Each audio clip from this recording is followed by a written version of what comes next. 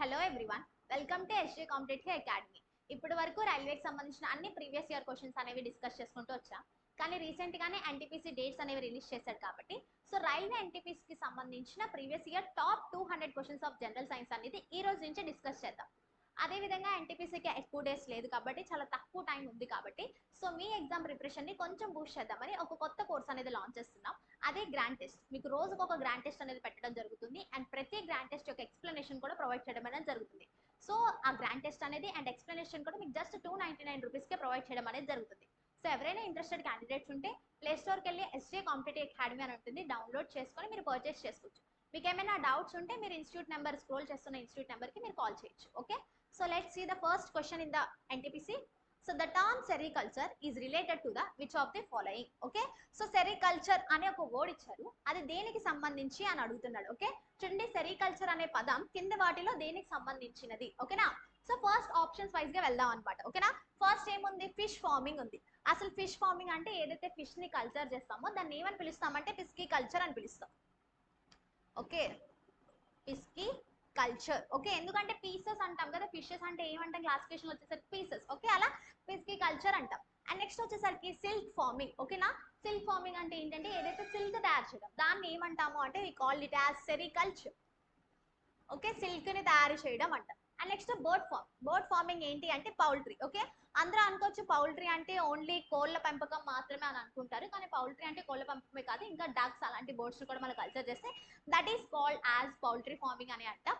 And next one is bee farming. మరి bee farming ఏమంటామంటే apiculture అంటాం. ఓకే, ఏదైతే బీస్ ని మనం పెంచి హనీ తయారు చేయడానికి ఇట్లా చేస్తామో దట్ ఈస్ నోన్ యాజ్ ఎపీకల్చర్. ఓకేనా, మనకు అడిగింది ఏంటి? సెరికల్చర్ అంటే ఏంటి? ఓకేనా, ఫిష్ ఫార్మింగ్ అంటే పిస్కీ కాబట్టి ఆప్షన్ 1 కాదు, బర్డ్ అంటే పౌల్ట్రీ కాబట్టి ఆప్షన్ సి కూడా కాదు, and option B silk farming అంటే ఏంటి? Sericulture. Option B is the correct answer. Okay, let's see the next question. And this is from the NTPC 18/1/2021. Which one of the following is correct sequence of steps in the digestive system? మన digestive system లో ఇచ్చిన 4 options లో ఏది correct sequence of step అంటున్నాడు. ఓకేనా, దాంట్లో first చూద్దాం. చూడండి, అసలు ఫస్ట్ డైజెషన్ అనేది ఎలా జరుగుతుంది. ఓకేనా, డైజెషన్ లో ఫస్ట్ జరిగే ప్రాసెస్ ఏంటి అంటే దట్ ఈస్ ఇంజెషన్. ఏంటి? ఇంజెషన్. ఓకేనా, ఆహార గ్రహణం. ఇంజెషన్ అంటే ఏంటి అంటే taking of food into the mouth, అంటే ఏదైతే ఆహారాన్ని మనం నోట్లోకి తీసుకుంటామో ఆ ప్రాసెస్ నే మనం ఇంజెషన్ అంటాం. ఓకేనా, ఫస్ట్ ఇది జరుగుతుంది. ఫస్ట్ డైజెషన్ స్టార్ట్ అవ్వాలంటే ఫుడ్ తీసుకోవాలి కదా, అప్పుడే కదా డైజెషన్ అవుతుంది. Ingestion is the first process. And second process, okay, food తీసుకున్నాం. ఫుడ్ తీసుకున్న తర్వాత ఏమవుతుంది అంటే it travels into the different body parts, అంటే బాడీ పార్ట్స్కి వెళ్ళి డైజెషన్ అనేది స్టార్ట్ అవుతుంది. ఫర్ ఎగ్జాంపుల్ మౌత్ లో తీసుకున్నాం, వెంటనే మౌత్ లో 30% ఆఫ్ ది డైజెషన్ అనేది అవుతుంది. అలా మౌత్ నుంచి ఇంకా మనకు డైజెషన్ అనేది స్టార్ట్ అవుతుంది. సెకండ్ స్టెప్ ఏంటి అంటే దట్ ఈస్ ద డైజెషన్. మరి డైజెషన్ అయింది. డైజెషన్ అయిన తర్వాత ఏమవుతుంది అంటే digestion is converted into the some glucose, some fatty acids, glycerols అలా కన్వర్ట్ అవుతుంది. అంటే కాంప్లెక్స్ సబ్స్టెన్స్ ని చిన్న చిన్న మాలిక్యూల్స్ కింద కన్వర్ట్ అయింది. ఇప్పుడు ఏదైతే డైజెస్ట్ అయిన ఫుడ్ అయిందో అందులో ఉన్న న్యూట్రిషనల్ వాల్యూస్ ని అబ్జార్బ్ చేసుకుంటుంది అనమాట body. Which is helpful for the absorption. Okay, చూడండి, మనకి స్మాల్ ఇంటెస్టైన్ తో డైజెషన్ అనేది కంప్లీట్ అవుతుంది. అదే స్మాల్ ఇంటెస్టైన్ లో ఏవైతే న్యూట్రిషనల్ వాల్యూస్ ఉన్నాయో అవి ఇంటెస్టైన్ విల్లై నుంచి వెళ్ళి న్యూట్రిషనల్ వాల్యూస్ అనేవి అబ్జార్బ్ చేసుకోవడం అనేది జరుగుతూ ఉంటుంది అనమాట. Third process is absorption. మరి ఫోర్త్ ప్రాసెస్, ఓకే, డైజెస్ట్ అయిన ఫుడ్ నుంచి న్యూట్రిషనల్ వాల్యూస్ అంతా అబ్జార్బ్ చేసుకున్నారు. మరి నెక్స్ట్ ఏమవుతుంది అంటే న్యూట్రిషనల్ వాల్యూస్ అన్ని అయిపోయిన ఏం మిగులుతుంది మనకి? Waste product. ఓకేనా, వేస్ట్ ప్రొడక్ట్ ఏం చేస్తాం? లార్జ్ ఇంటెస్టైన్ లోకి ఎక్స్క్రీటర్ చేయడానికి పంపిస్తాం. Which is the egestion. దాన్నే ఎజెషన్ అంటాం. ఇంజెషన్ అంటే ఏంటి అంటే taking of food into the mouth. Food తీసుకున్న తర్వాత digestion process is starts. Second step is digestion. Food అంతా డైజెస్ట్ అయిపోయిన తర్వాత దానిలో న్యూట్రిషనల్ వాల్యూస్ ని అబ్జార్బ్ చేసుకుంటాం. Third step is absorption. Nutritional values అన్ని అబ్జార్బ్ చేసుకున్న తర్వాత బయటకి ఎక్స్క్రీట్ చేస్తాం. That is known as egestion. This is the way. ఎక్కడుందో చూద్దాం. ఫస్ట్ ఎజెషన్, ఫస్ట్ స్టెప్పే కాదు. అసలు అబ్జార్ప్షన్ కాదు, ingestion. Okay, next absorption no, ingestion తర్వాత డైజెషన్ అవ్వాలి కాబట్టి ఆప్షన్ సి కూడా కాదు. Option D, ingestion, digestion, absorption, egestion. Which option is correct ante that is option D is the correct answer. Let's see next question. The smallest unit of the life capable of independent exist is. Okay na, మన life లో అతి చిన్న unit independent గా exist అవడానికి కూడా ఏంటి ఉపయోగం అంటున్నాడు. లైక్ చూడండి, స్వతంత్రంగా ఉనికిలో ఉండగల జీవంలో అతి చిన్న యూనిట్ ఏంటి అని చెప్పి. ఓకే, ఫస్ట్ ఇచ్చిన ఆప్షన్స్ బట్టి వెళ్ళాం. సెల్. యాక్చువల్లీ సెల్ ని మనం ఏం చెప్తాం? Which is known as structural and functional unit of life అని చెప్తాం. Structural and functional unit of life. Okay, అంటే ఏంటి అంటే లైఫ్ స్ట్రక్చరల్ గా ఫామ్ అవ్వాలి అన్నా, ఫంక్షనల్ గా వర్క్ అవ్వాలి అన్నా cell is the basic unit. ఓకేనా, అందుకే సెల్ తోనే ప్రతి జీవి అనేది తయారవుతుంది అని చెప్తాం. లైక్ ఇదే సెల్ తో ఎలాంటి టైప్ ఆఫ్ ఆర్గనిజమ్స్ చూస్తాం? యూనిసెల్యులర్ అంటే సింగిల్ సెల్ తో ఫామ్ అయిన ఆర్గనిజమ్స్. ఓకేనా, the best example is amoeba. Single cell తో ఏదైతే తయారవుతుందో దాన్ని ఏమంటాం? Amoeba. And the multicellular organisms అని కూడా అంటాం. The best example is the humans. Humans are the multicellular organisms. ఓకేనా, సో మనకి ఏ స్మాల్ యూనిట్ అనేది మనం ఇండిపెండెంట్ గా అవ్వడానికి కూడా హెల్ప్ చేస్తుంది అన్నాడు. మన సెల్ అని చెప్పొచ్చు కదా, చూడండి జస్ట్ సింగిల్ సెల్ లో ఈ సింగిల్ సెల్ తోనే అమీబా గ్రో అవుతుంది, డెవలప్మెంట్ అవుతుంది, అంతా జరుగుతుంది. అంటే ఇది ఇండిపెండెంట్ గా ఎగ్జిస్ట్ అవడానికి వర్క్ అవుతుంది. సో ఆప్షన్ 1 కరెక్ట్ అని చెప్పొచ్చు. మరి రిమైనింగ్ ఆప్షన్స్ ఏంటో చూద్దాం. సైటోప్లాజం. అసలు సైటోప్లాజం అంటే ఏంటి అంటే, ఇప్పటి వరకు ఏం చెప్పుకున్నాం? ఒక సెల్ అని చెప్పాం. ఆ సెల్ లో ఏదైతే ఫ్లూయిడ్ ఉంటుందో the fluid is called as cytoplasm. అంటే దాని చుట్టూ ఒక మెంబ్రెన్ ఉంటే ఆ ఫ్లూయిడ్ ఉంటుంది. ఒకవేళ మెంబ్రెన్ లేకపోతే ఫ్లూయిడ్ అనేది సెల్ లోపల ఉండదు. సో ఇండిపెండెంట్ గా అది ఎగ్జిస్ట్ అవుతుంది. దానికి ఖచ్చితంగా మెంబ్రెన్ ఉండాలి కాబట్టి ఆప్షన్ బి కాదు. అండ్ ద వాక్యూల్, సెల్ లో ఉన్న ఒక స్ట్రక్చర్ వాక్యూల్ అన్నమాట, స్టోరేజ్ కి హెల్ప్ఫుల్ అవుతుంది అన్నమాట. ఓకేనా, అంటే ఇది కూడా సెల్ లోపలే ఉండాలి. వితౌట్ ది సెల్ వాక్యూల్స్ కూడా ఉండవు కాబట్టి ఆప్షన్ సి కూడా కాదు. And the protoplasm. ఓకేనా, చూడండి సెల్ లోపల ఫ్లూయిడ్ ఏదైతే ఉంటుందో that is called as cytoplasm. And inside the cell లో మనకి న్యూక్లియస్ అనేది ఉంటుంది. న్యూక్లియస్ లోపల ఏదైతే ఫ్లూయిడ్ ఉంటుందో that is called as protoplasm. Okay, sorry nucleoplasm అంటాం. సో ఈ న్యూక్లియోప్లాజం అని పిలుస్తాం. సో ఈ రెండింటిని కలిపితే ఏమంటామంటే ప్రోటోప్లాజం అని పిలుస్తాం. అంటే ఏదైనా ఫ్లూయిడే. Okay, fluid which is helpful to membrane. ఈ మెంబ్రెన్ ఉంటేనే ఆ ఫ్లూయిడ్ అనేది మనకు ఉంటుంది, లేకపోతే ఇండిపెండెంట్ గా అదంతా అదైతే ఉండదు. ఓకేనా, ఇవన్నీ సెల్ లో ఉన్న స్ట్రక్చర్స్. అంటే సెల్ ఉంటే ఈ స్ట్రక్చర్స్ ఉంటాయి, నాట్ ఇస్ ఇండిపెండెంట్, అంటే లైక్ స్వతంత్రంగా అయితే కాదు. సో ఆప్షన్ డి కాదు. So which option is correct అంటే that is cell. The best example is amoeba. Only ఒకే ఒక సెల్ ఉంటుంది, అతి చిన్న సెల్, దాంతో అది గ్రో అవుతుంది, డెవలప్మెంట్ అవుతుంది. కాబట్టి option A is the correct answer. Let's see next question. The jelly-like substance between the nucleus and the cell membrane is called. ఓకేనా, సో న్యూక్లియస్ కి సెల్ మెంబ్రేన్ కి మధ్యలో ఒక జెల్లీ లైక్ సబ్స్టెన్స్ ఉంటుంది అంటున్నాడు. ఓకేనా, for example if this is the cell, cell మధ్యలో ఏముంటుందని చెప్పా? Nucleus is present. ఓకేనా, న్యూక్లియస్ చుట్టూ ఏదైతే పొర ఉంటుందో that is called a cell membrane. ఓకేనా, సి రెండింటికి మధ్యలో మనకు ఒక ఫ్లూయిడ్ ఉంటుందంటే దాన్ని ఏమంటారు అని చెప్పారు. ఇందాక క్వశ్చన్ లోనే చెప్పా, మధ్యలో ఏదైతే ఫ్లూయిడ్ ఉంటుందో that is called as cytoplasm. ఓకేనా, సో ఎక్కడుంది option 1? Option B is the cytoplasm is the correct answer. మరి రిమైనింగ్ ఆప్షన్స్ ఏంటి అన్నది కూడా ఒకసారి చూద్దాం. సో చూడండి, first option is otic. Otic అంటే చూడండి the study of ear is known as otology.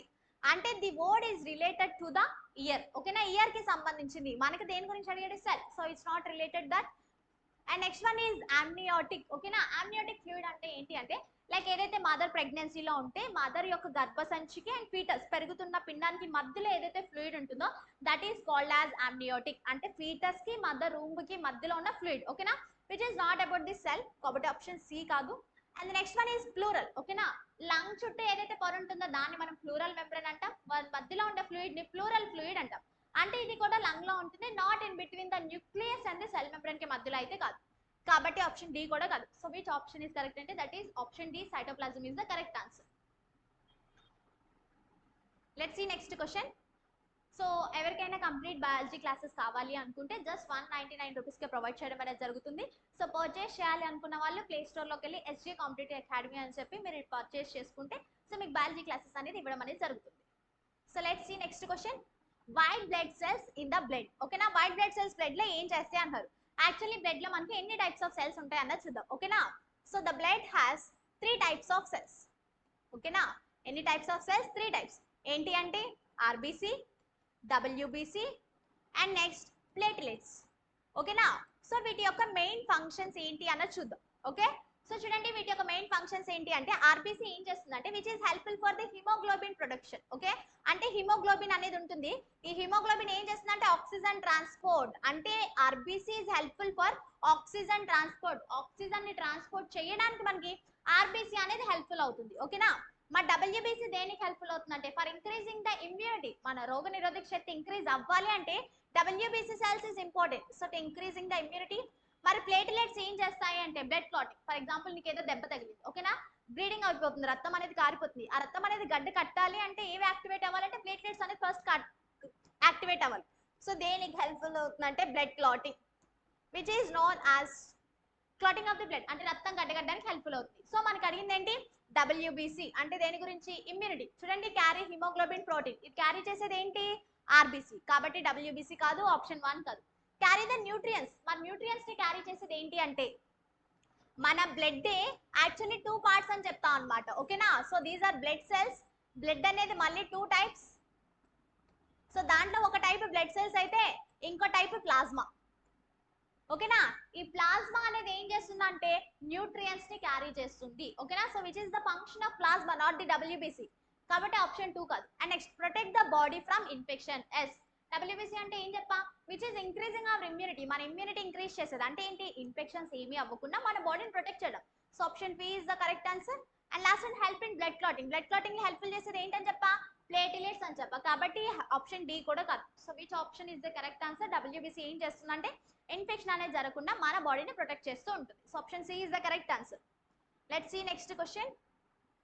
The female anopheles mosquito is a transmitter of. Okay, so mosquitoes లో మనం 3 టైప్స్ చెప్పుకుంటాం అన్నమాట. సో ఒక్కొక్క టైప్ ఆఫ్ మస్కిటో ఒక్కొక్క type of disease causing microorganisms ని క్యారీ చేస్తూ ఉంటుంది. So what are those 3 types of mosquitoes అంటే, one is female anopheles, female culex and female aedes. ఇలా 3 టైప్స్ ఆఫ్ మస్కిటోస్ ఉంటాయి. ఒక్కొక్క టైప్ ఆఫ్ మస్కిటో ఒక్కొక్క type of disease causing microorganisms ని carry చేస్తుంది.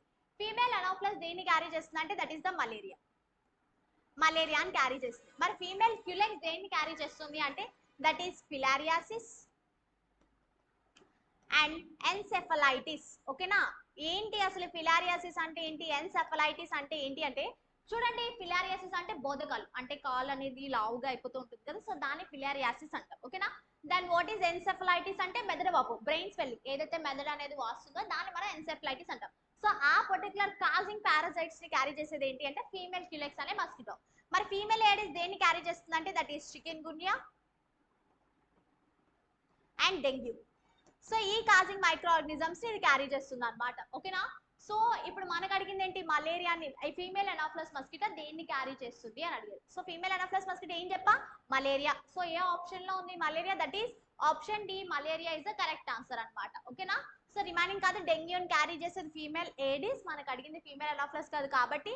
And typhoid is caused by contaminated food and water వల్ల అవుతుంది. కలరా కూడా Vibrio కలరా అంటాం అనమాట. ఓకేనా? సో అనోఫ్లస్ అనేది మలేరియాని కాజ్ చేస్తుంది. Option D is the correct answer. Let's see next question. Which of the following set of chromosomes lead to a birth of a girl child? ఒక అమ్మాయి పుట్టింది అంటారు కదా, so A set of chromosomes అనేది ఒక అమ్మాయి పుట్టడానికి అవుతుంది అన్నారు. చూడండి, కింది వాటిలో ఏ క్రోమోజోమల్ సెట్ ఆడపిల్లల జననానికి దారితీస్తుంది అంటే ఆడపిల్లలు పుట్టడానికి ఏ క్రోమోజోమ్ అనేది మనకి అవుతుంది అని అంటున్నాడు. సో చూడండి, actually there are 2 types chromosomes. మొత్తం ఎన్ని అంటే that is 46 chromosomes are present. ఓకేనా? సో దాంట్లో ద లాస్ట్ పెయిర్ అంటే 23 pairs ఆఫ్ క్రోమోజోమ్స్ ఉన్నాయి అని చెప్తాం. ఇందులో the last pair of chromosome is called as 23rd pair. ఏదైతే ఉందో దాన్ని ఏమంటామంటే సెక్స్ క్రోమోజోమ్ అని పిలుస్తాం. ఓకేనా? వాట్ ఈస్ సెక్స్ క్రోమోజోమ్ అంటే ఏంటి అంటే ఇట్స్ మేలా ఫీమేలా అని చెప్పడానికి 2 టైప్స్ ఆఫ్ క్రోమోజోమ్స్ ఉంటాయి అవి.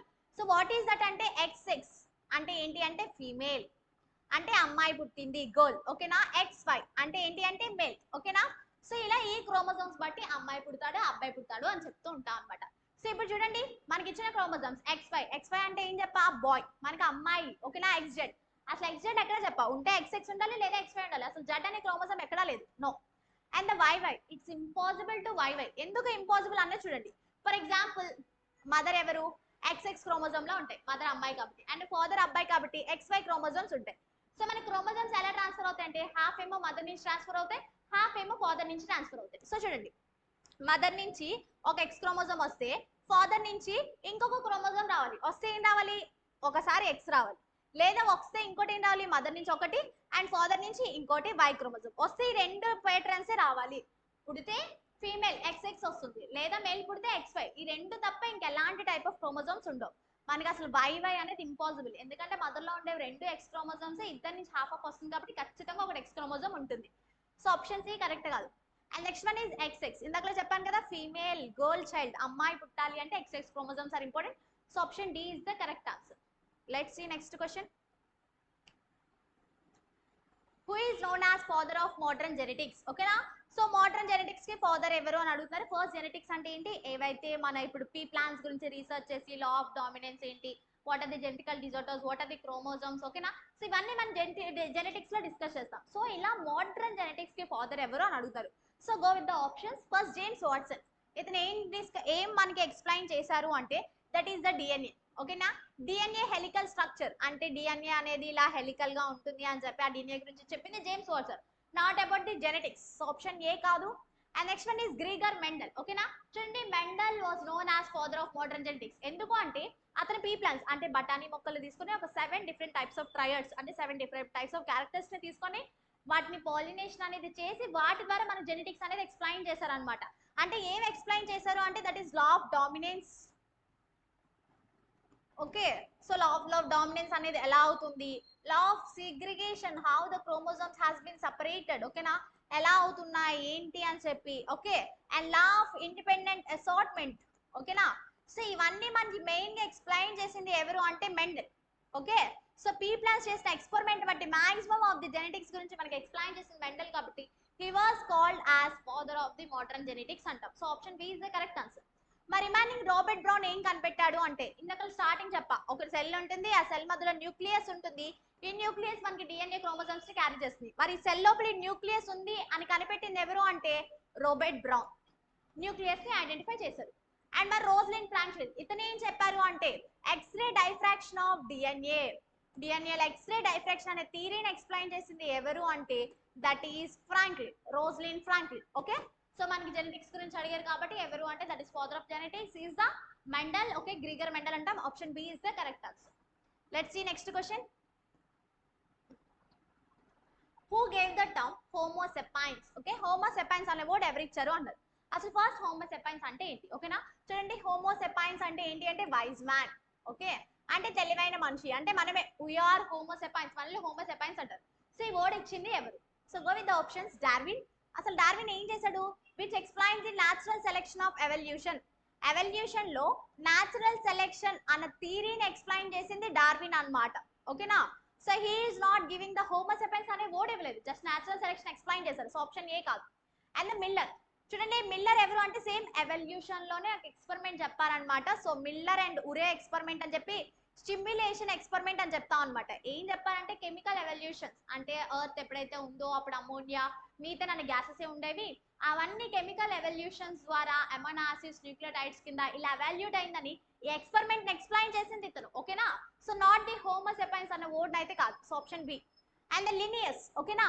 Who give it the nomenclature, okay, అంటే ఒక పర్టికులర్ టైప్ ఆఫ్ ఆర్గానిజమ్స్ కి నేమ్ పెట్టాలి, ఓకేనా. That is binomial నోమెన్క్లేచర్.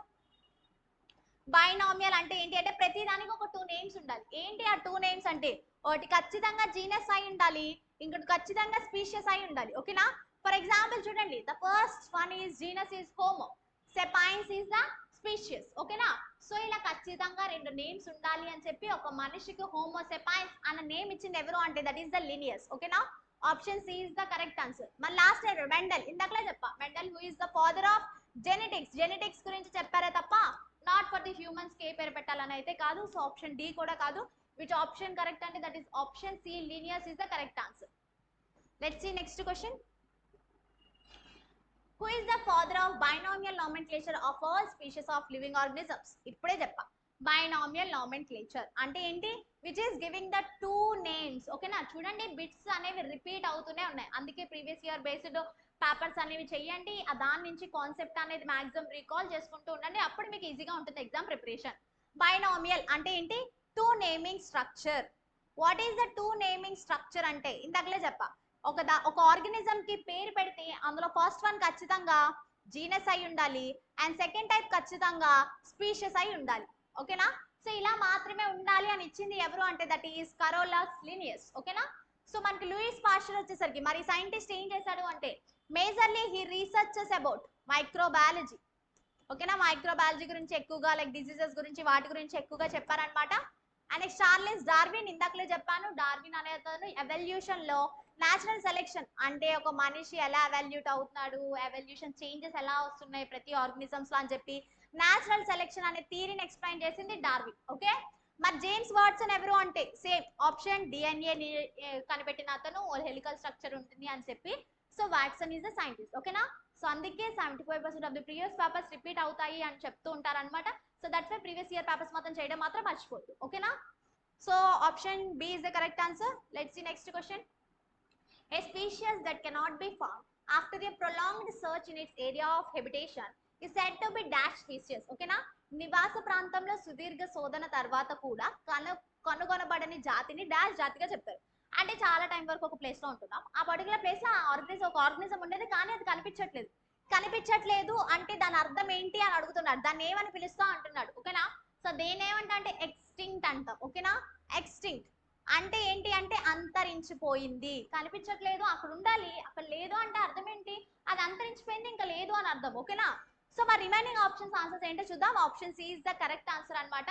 ఎండేంజర్డ్ అంటే ఏంటి అంటే అంతరించిపోవడానికి రెడీగా ఉంది. అంటే ఫర్ ఎగ్జాంపుల్ చాలా ఆర్గనిజమ్స్ ఉంటాయి, ఫర్ ఎగ్జాంపుల్ చాలా లయన్స్ ఉంటాయి, కానీ మొత్తం ప్రపంచం మొత్తంలో రెండు మిగిలాయి అనమాట. అంటే అర్థం ఏంటి, ఇంక ఈ రెండు కూడా అంతరించిపోతాయి, ఇంకా ఉండదు అంటే అట్ ద లాస్ట్ స్టేజ్ ఇంకా అంతరించుకోవడానికి రెడీగా ఉన్నాయి అన్నప్పుడు ఎండేంజర్డ్ అంట. ఇంకా రెండు కూడా చనిపోయి అంటే ఎక్స్టింక్ట్ అనేస్తాం. మరి నెక్స్ట్ రేర్ అంటే ఏంటి అంటే యానిమల్స్ తరచుగా ఉంటాయని, వాటికి ఏం అవ్వలేదు. ఓకేనా. యానిమల్స్ పుట్టడమే తరచుగా ఉంటుంది అని అర్థం రేర్ అంటే. మరి వల్నరబుల్ అంటే ఏంటి అంటే అంతరించుకోవడానికి రెడీగా ఉంది, ఇంకా అవ్వలేదు. ఓకేనా. ఇంకా తగ్గిపోలేదు కూడా, కానీ గ్రాడ్యువల్ గా ఏంటో ఒక కొన్ని ఇయర్స్ వరకు గ్రాఫ్ చూస్తుంటే తగ్గిపోతూ వస్తుంది. మేబీ అంతరించిపోవచ్చేమో అని ఏదైతే చెప్తామో that is known as vulnerable. ఓకేనా. ఇంకా వీటి నుంచి బాగా తగ్గిపోతే ఎండేంజర్డ్ అంటే మీకు అసలు తగ్గిపోయింది, అసలు లేదు అంటే ఎక్స్టింక్ట్ అంటాం అనమాట. సో ఇక్కడ మనకి లేదు అని చెప్పాడు కాబట్టి ఆప్షన్ సి ఎక్స్టింక్ట్ అంతరించిపోయింది అనేది correct answer. Let's see next question. Which of the following is not a part of circulatory system. So ఇచ్చిన ఆప్షన్స్ లో ఏది సర్క్యులేటరీ సిస్టమ్ కి సంబంధించింది కాదు అంటున్నాడు. ఓకేనా. సో ఫస్ట్ చూడండి, సర్క్యులేటరీ సిస్టమ్ లార్జ్ ఇంటెస్టైన్. అసలు లార్జ్ ఇంటెస్టైన్ ఫస్ట్ వచ్చింది దేంట్లో చెప్పుకుంటాం, డైజెషన్ లో చెప్పుకుంటాం. డైజెషన్ లో ఏం చెప్తాం, దెర్ ఈజ్ ఏ మౌత్ తర్వాత ఏముంటుంది, ఫార్నిక్స్ తర్వాత లాంగ్ ఇసోఫేగస్ అంటే ఫుడ్ పైప్ అనేది ఉంటుంది అని చెప్తాం. ఇసోఫేగస్ తర్వాత దెర్ ఈజ్ ఏ స్టమక్. ఓకేనా. స్టమక్ అనేది ఉంటుంది అని చెప్తాం. తర్వాత స్మాల్ ఇంటెస్టైన్ ఈజ్ డెరైవ్డ్. తర్వాత ఏముంటుంది, లార్జ్ ఇంటెస్టైన్. సో మనకి ఎక్కడ వచ్చింది లార్జ్ ఇంటెస్టైన్ అనేది, డైజెషన్ లో, సర్క్యులేటరీలో ఉండదు. సో విచ్ వన్ అంటే ఆప్షన్ ఏ, అదే కరెక్ట్. చూడండి, హార్ట్ సర్క్యులేటరీ అంటే హార్ట్ కదా, హార్ట్ కదా బ్లడ్ ని పంప్ చేస్తుంది. సో హార్ట్ ఇస్ ఇంపార్టెంట్, సర్క్యులేటరీలో ఉంటుంది బ్లడ్. సో హార్ట్ లో పంప్ అయ్యేది ఏంటి, బ్లడ్, కాబట్టి బ్లడ్ ఉంటుంది. ఆర్టరీస్ బ్లడ్ ని పంప్ చేసే వెసల్స్ ఏమంటాం, బ్లడ్ వెసల్స్ ని ఆర్టరీస్ అంటాం. సో ఈ మూడు సర్క్యులేటరీ సంబంధించింది, కానీ ఇది ఏంటి అంటే option a large intestine is the correct answer. Let's see next question. Which of the following organ secretes bile juice. Bile juice ని సెక్రెట్ చేసే ఆర్గన్ ఏంటి అంటాడు. ఓకేనా. So go with the options. That is liver. Yeah, first liver అనేది digestion లో help అవుతుంది. అది ఏం ప్రొడ్యూస్ చేస్తుంది అంటే బైల్ జ్యూస్ ని ప్రొడ్యూస్ చేస్తుంది. ఏం హెల్ప్ చేస్తుంది బైల్ జ్యూస్ అని అంటే, ఫర్ ఫ్యాట్ ఎమిల్సిఫికేషన్. అంటే ఏదైతే ఫ్యాట్ తీసుకుంటామో దాన్ని చిన్న చిన్న ముక్కల కింద కన్వర్ట్ చేయడానికి దాన్ని ఫ్యాట్ ఎమిల్సిఫికేషన్ అంటాం. సో దానికి ఏం కావాలంటే బైల్ జ్యూస్. అదేది ప్రొడ్యూస్ చేస్తుంది అంటే లివర్. హార్ట్ తో అసలు డైజెషన్ లో ఇన్వాల్వ్ అయ్యింది, హార్ట్ లో ఎలాంటి టైప్ ఆఫ్ జ్యూస్ అని ప్రొడ్యూస్ అవుతుంది ఆప్షన్ కాదు. కిడ్నీ. ఓకేనా. సో కిడ్నీ కూడా కాదు, అండ్ ద బ్రెయిన్ కూడా కాదు. సో విచ్ ఆప్షన్ అంటే that is option A liver అనేది బైల్ జ్యూస్ ని అంటే పైత్య రసాన్ని లివర్ కాలేయం అనేది ప్రొడ్యూస్ చేస్తుంది. Option A is the correct answer.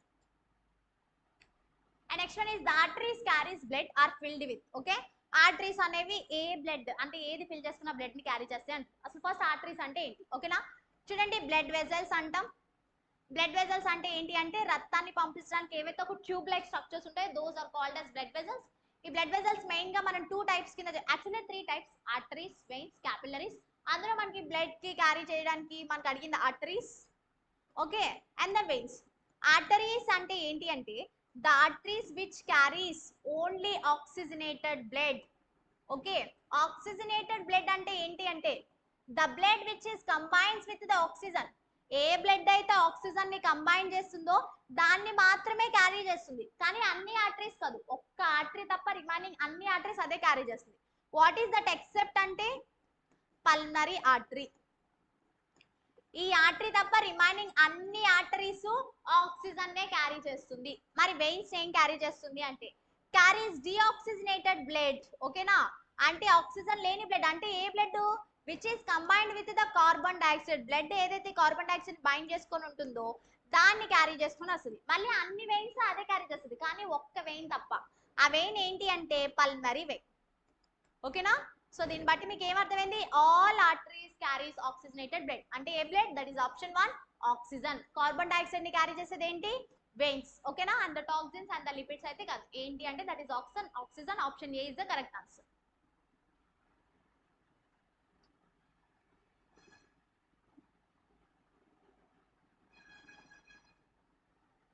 So ఈ రోజు ప్రీవియస్ ఇయర్ క్వశ్చన్స్ అనేవి ఇవే అనమాట. మళ్ళీ రేపు వీడియోలో ఇంకొన్ని క్వశ్చన్స్ అనేవి చూద్దాం. Thank you.